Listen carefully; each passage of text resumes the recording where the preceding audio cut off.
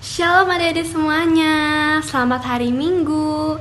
Kita kembali lagi di ibadah kita hari ini. Kakak harap adik-adik semua selalu sehat, tetap semangat, dan selalu dalam lindungan Tuhan. Oke adik-adik, sebelum kita mau memulai ibadah kita, mari kita siapkan hati, kita siapkan pikiran kita berdoa dulu ya. Yuk adik-adik yang di rumah, kita lipat tangannya, kita tutup mata, kita berdoa. Terima kasih Tuhan Yesus atas berkat-Mu sepanjang tadi malam hingga saat ini. Kami boleh merasakan setiap kasih-Mu. Kalau sebentar kami akan memulai ibadah kami, kiranya Tuhan yang memberkati setiap ibadah kami dari awal sampai pada akhirnya. Terima kasih Tuhan Yesus, kami siap memuji Tuhan. Hanya di dalam nama Tuhan Yesus, haleluya, amin. Oke adik-adik yang cantik dan yang ganteng, sekarang kita akan memulai ibadah kita. Kita angkat satu pujian, Bapakku datang padamu.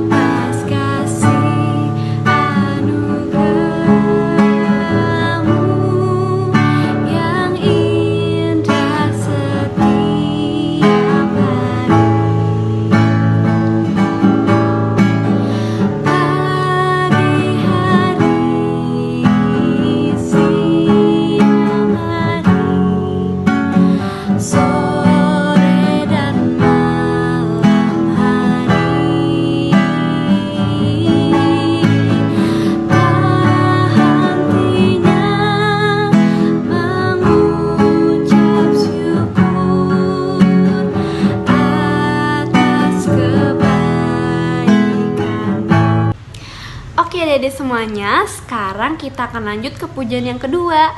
Kita akan nyanyi lagu Tok Tok Tok. Buat adik-adik yang di rumah, apakah ada yang masih hafal lagu Tok Tok Tok? Kalau ada yang masih hafal, kita pakai gerakannya ya.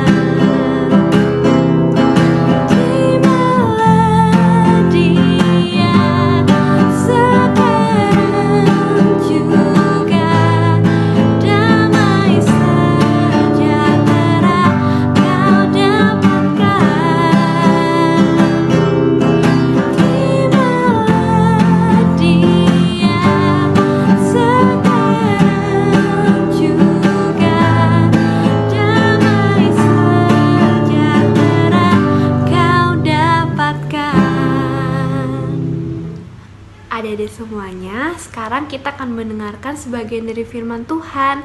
Siapa nih yang mau mendengarkan firman Tuhan? Tapi sebelum itu, kita angkat satu pujian Roh Kudus yang manis.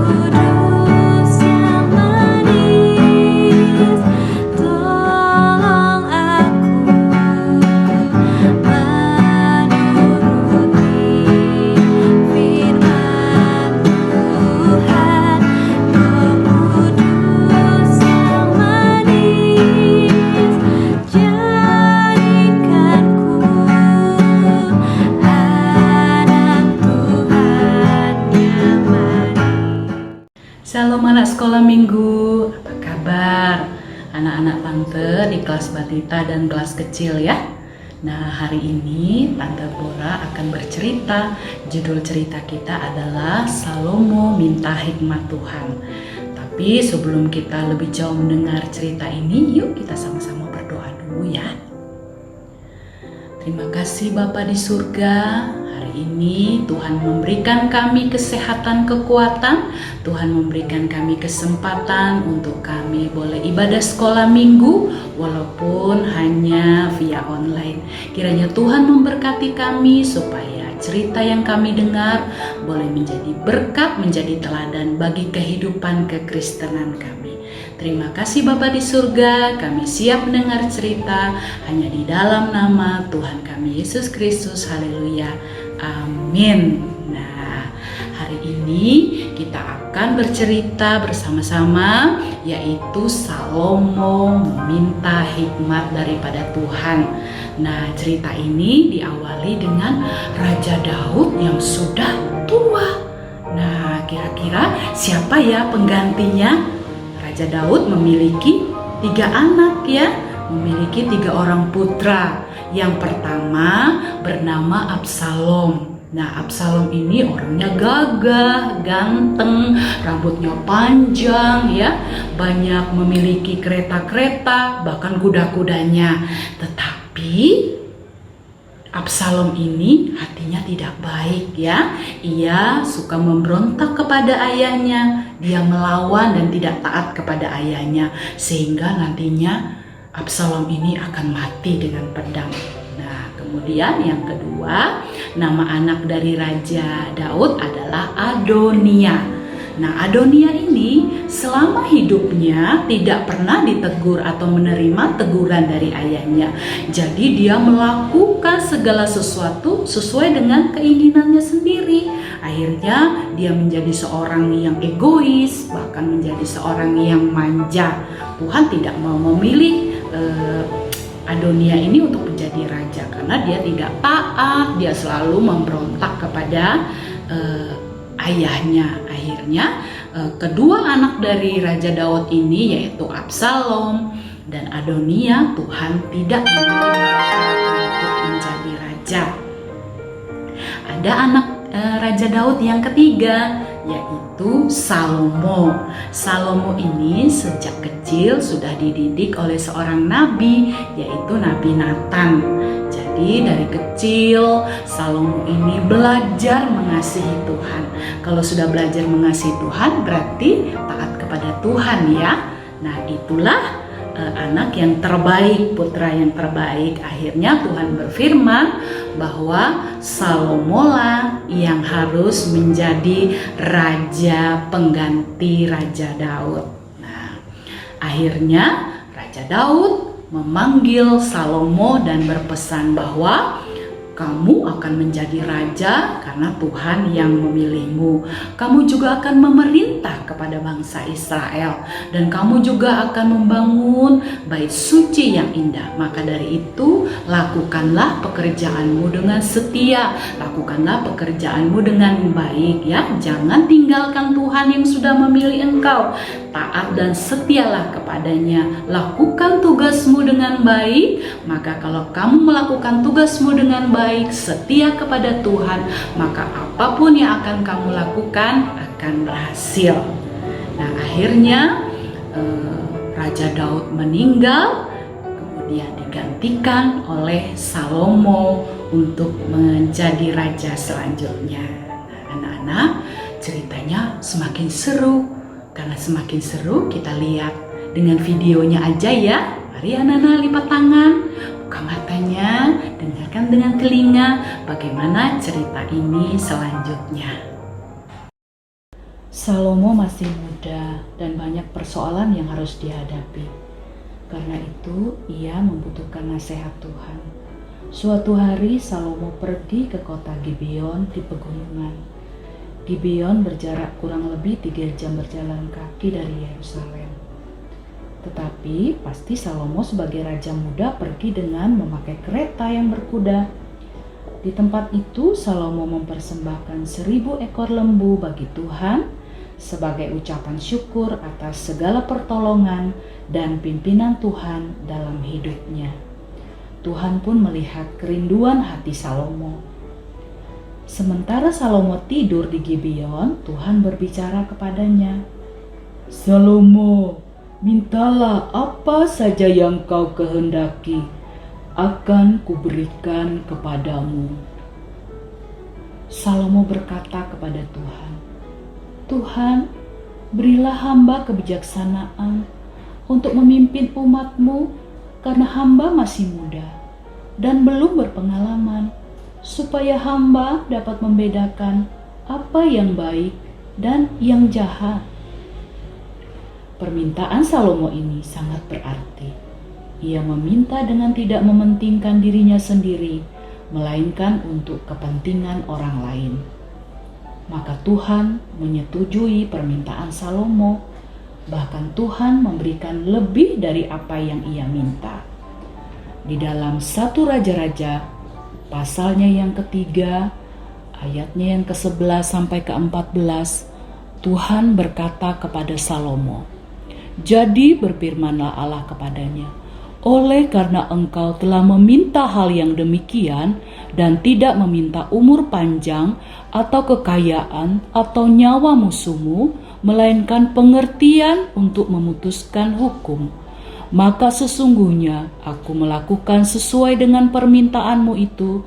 Sesungguhnya aku memberikan kepadamu hati yang penuh hikmat dan pengertian, sehingga sebelum engkau tidak ada seorang pun seperti engkau, dan sesudah engkau takkan bangkit seorang pun seperti engkau.